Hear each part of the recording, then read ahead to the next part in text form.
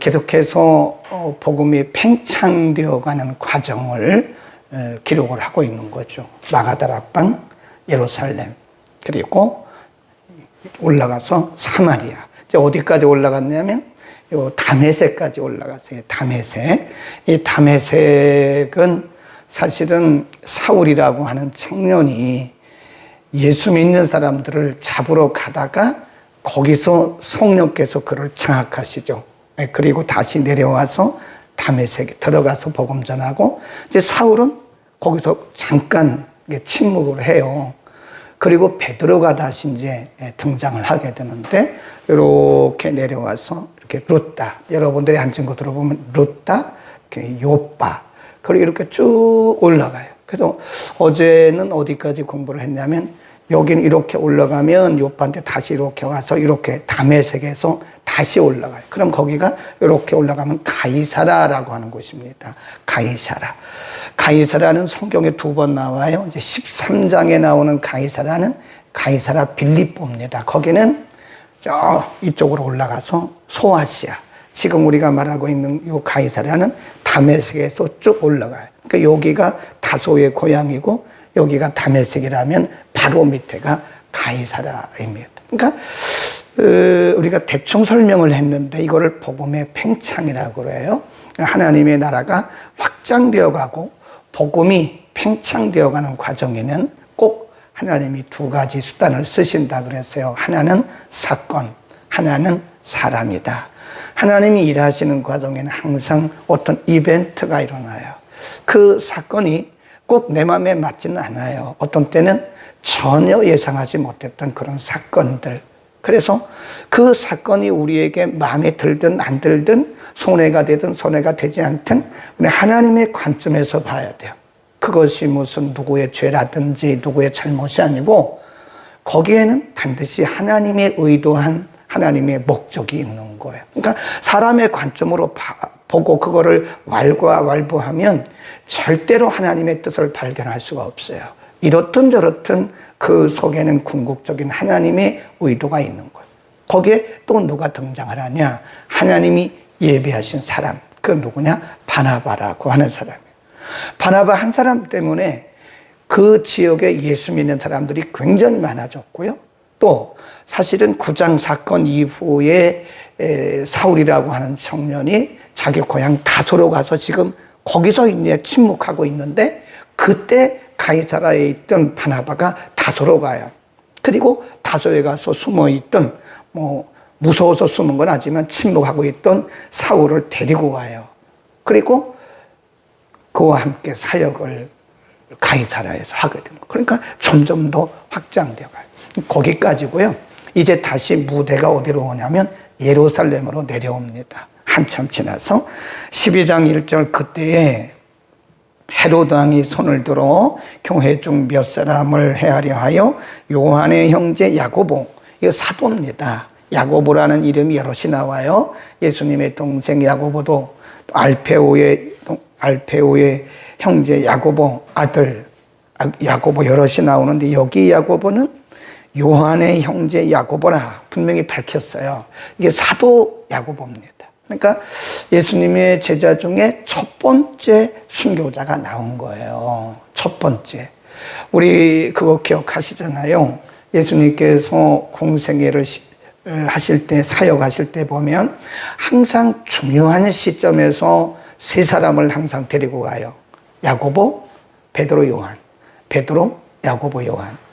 이렇게 3 제자를 항상, 나사로를 살리실 때도 3을 데리고 가셨고, 변화산이죠. 변화산에서 부활을 미리 증거하실 때도 3사람을 데리고 가셨고, 항상 보면 예수님이 3사람을 데려가시는데 바로 이때를 위해서 미리 보여주시고 부활을 확정해 주시고 복음을 위해서 그들이 죽어야 되기 때문에 그렇게 예수님이 보이셨던 거예요. 그러니까 오늘도 우리에게 하나님께서 크신 은사를 주시고 능력을 주시고 어떤 특별한 경험을 주시는 것은 절대로 내가 탁월하다고 믿으면 안 됩니다. 가끔 어떤 분들은 자기가 기도를 많이 해서 그런 것처럼, 자기가 남들보다 믿음이 좋아서 그런 것처럼 그런데 절대로 그것은 오해입니다. 예, 그런 오해하면 안 돼. 내가 남들보다 탁월해서 그런 은혜를 주시고 남들보다 탁월해서 그런 은사를 주시는 게 절대 아니에요. 근데 우리 한국교회는 그런 생각들이 만연해 있어요. 그래서 기도 안 하는 사람들을 무시하고 믿음 없는 사람들을 무시하고 자기가 은사 받은 걸 자랑하고. 근데 절대 그거 아니에요. 누구를 무시하거나 자기 자신을 자랑할 이유가 없는 거예요. 하나님이 우리에게 특별한 은혜를 주시는 것은 하나님의 특별한 목적이 있어서 그런 것이다. 아멘. 꼭 기억하셔야 돼요. 하나님이 특별한 은혜와 특별한 축복을 주시는 것은 내가 남들보다 탁월해서 그런 것이 아니라 나를 통해서 이루시고자 하시는 하나님의 목적과 의도가 있기 때문이다. 그래서 하나님이 은혜 주시고 하나님이 축복 주실 때는요, 하나님 앞에 더 기도해야 돼요. 뭐라고요? 하나님이 이런 은혜를 주시고 이런 목적이 주신 목적이 무엇일까요? 라고 하나님 앞에 금식하며 기도해야 돼요. 근데 우리는 그것은 안 하고 자기가 탁월해서 그런 것처럼 자기의 믿음을 자랑하는, 내가 기도했더니, 주어를 빼세요. 내가라고 하지 말고 하나님이라고 바꾸셔야 돼요. 그 뒤에 우리가 왜 그런지를 말씀을 드릴 거예요. 그럼 이렇게 야고보를 칼로 죽였어요. 참수형입니다. 참수형. 목을 자른 거예요. 칼로 죽이니 유대인들이 이 일을 기뻐하는 것을 보고 이 헤롯이라고 하는 왕, 1절에 보면 헤롯 왕 그랬잖아요. 이 사람이 야고보를 참수형을 하니까 유대인들이 너무 좋아하는 거예요. 그러니까 이게 백성들에게 인기를 얻는 방법이구나. 그래가지고 베드로도 잡았어요. 베드로를 잡아가지고 감옥에 가둡니다. 그리고 경비병을 4명을 두어요.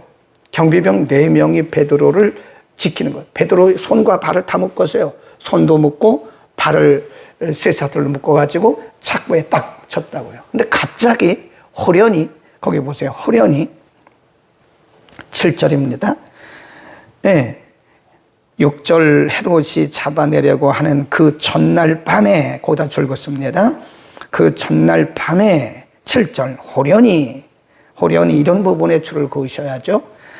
이제 베드로도 죽이려고, 야고보처럼 베드로도 참수형으로 죽이려고 하는 그 전날 밤에 호련히 하나님의 천사가, 하나님이 보낸 천사가 왔어요.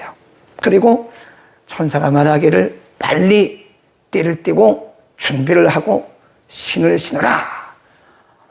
이 환상을 보는 것처럼, 그리고 나를 따라오라. 그러더니 갑자기 이 베드로를 묶었던 이런 쇠사슬들이 다 착착착착착착 풀어진 거예요. 나를 따라오라. 가니까 그냥 갑자기 옥문이 착착착착착 열리는 거예요.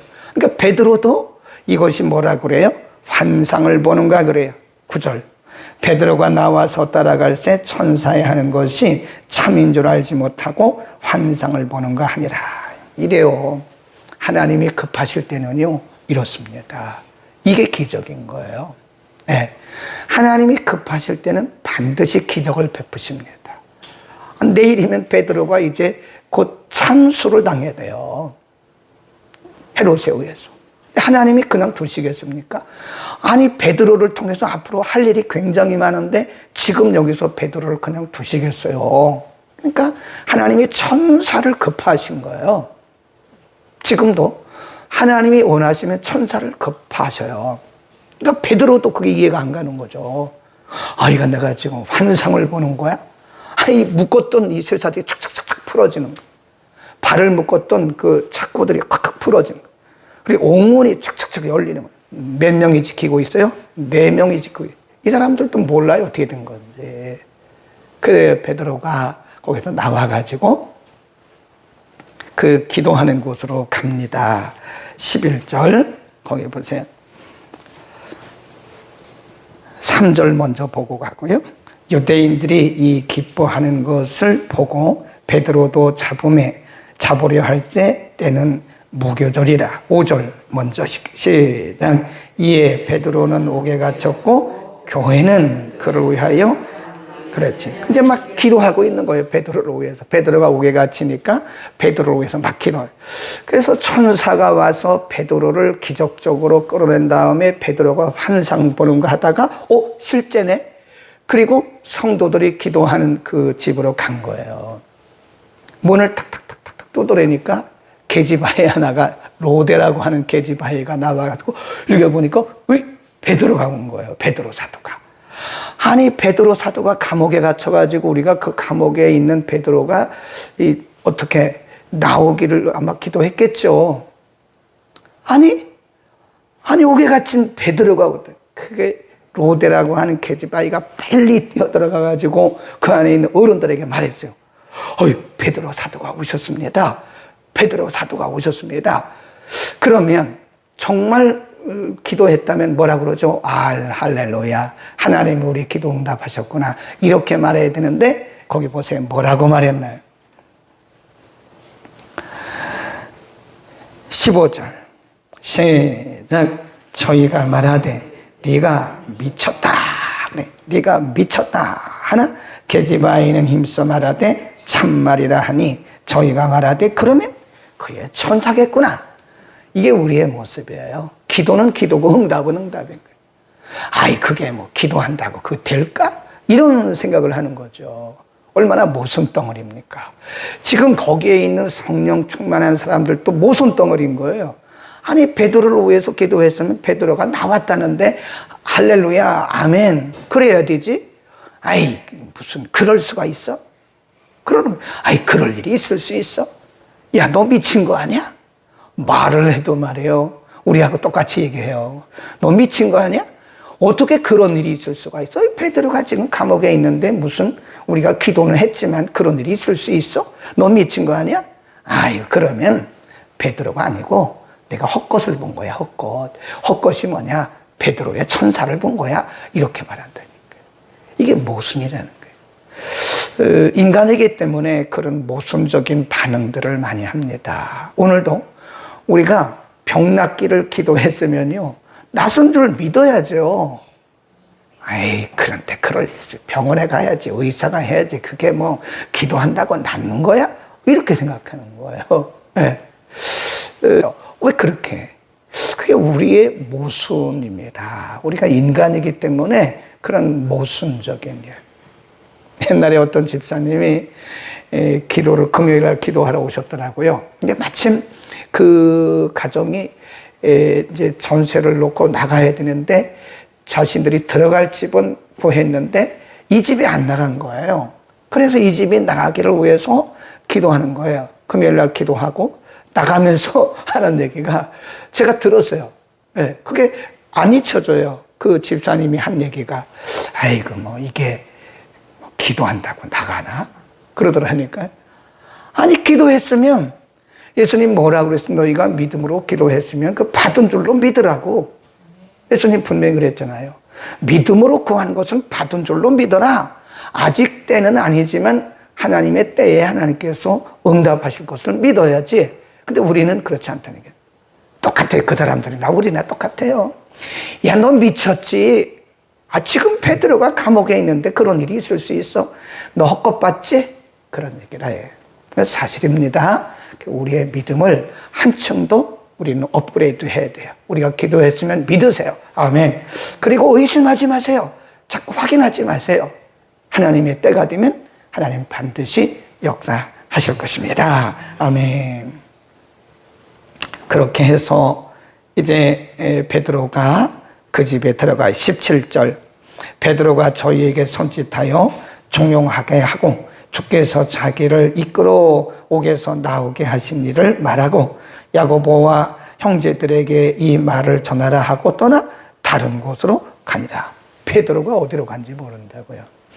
그리고 이 일이 헤롯 왕에게 전해졌어요. 헤롯 왕이 정신이 멍해가지고 헤롯은 다시 가이사라 올라가 버렸어요. 예루살렘에서 가이사라로 올라가 버린 거예요. 그러니까 이 성령께서 역사하시는 데는요, 사람이 이해할 수 없는, 그러니까 우리가 그 이해는 해야 돼요. 그때 베드로가 감옥에 갇히자 모여서 통성기도했던 그 사람이 미쳤다고 말했던 그 이해를 해야 됩니다. 사람이기 때문에 현실 세계에서는 그런 일들이 일어날 수 있어요. 여러분도 마찬가지예요. 여러분이 기도하고 의심하고 기도하고 믿지 못하는 것에 대해서 인간이기 때문에 이해를 해야 됩니다. 모순이긴 하지만 이해를 해야 돼요. 네. 그러나 하나님은 지금도 신비로운 일들을 우리의 삶의 현장에서 하고 계십니다. 아멘. 그러니까 성령이 우리의 삶의 현장에 내주해 가시면서 우리가 이해할 수 없는 일들을 행하고 계시는 거예요. 그러니까 우리의 인생이라고 하는 것은, 우리의 신앙생활이라고 하는 것은 이해가 아니에요. 믿어야 되는 거예요. 거기다 써놓으세요. 신앙은 이해하는 것이 아니라 믿는 것이다. 일단 믿고 가야 되는 거지 자꾸 이해가 안 간다고, 나는 이해가 안 간다, 그건 당신의 생각이지 하나님은 얼마든지 이해가 안 가는 일들을 하실 수 있어요. 네. 아이고 이해가 안 가는데요. 그건 우리의 생각이죠. 여러분의 생각이죠. 이해하려고 하지 말라고요. 믿으려고 하라고요. 전혀 모순되는 일이 일어나도 이해하려고 하지 마세요. 신앙 세계는, 믿음의 세계는 이해하는 게 아니에요.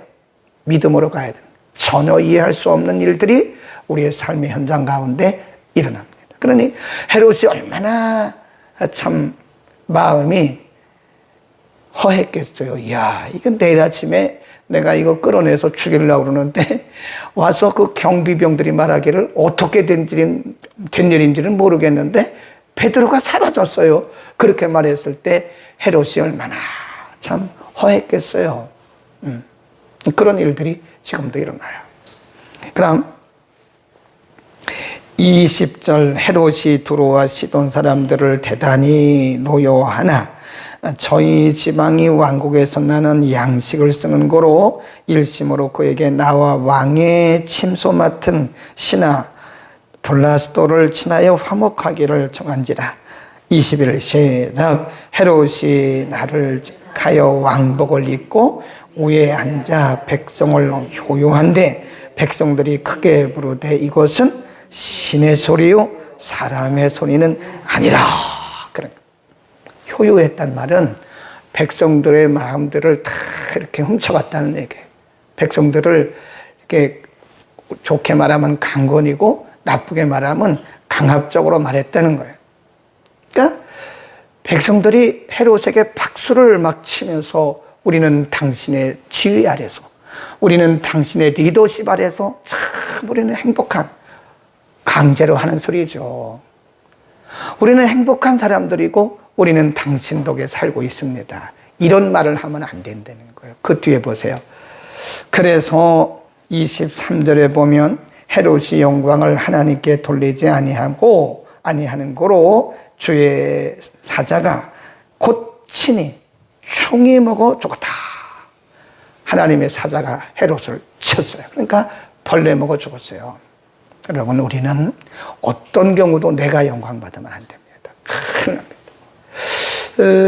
우리가 만든 이단들이 많아요, 사실은.